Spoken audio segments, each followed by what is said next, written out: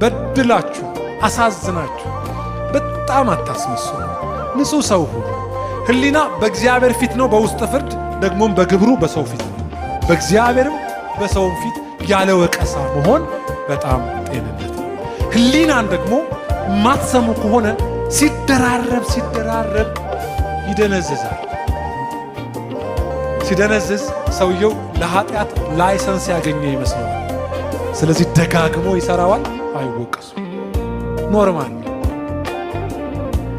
አምላክ የሚወቀስ ልብ ይስጠን።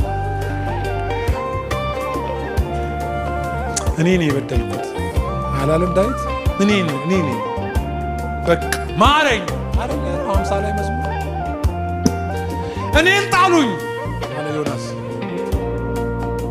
እኔን ጣሉኝ። እንዳውም ሰላም የሚሆነው እኔን ስትሉ ነው።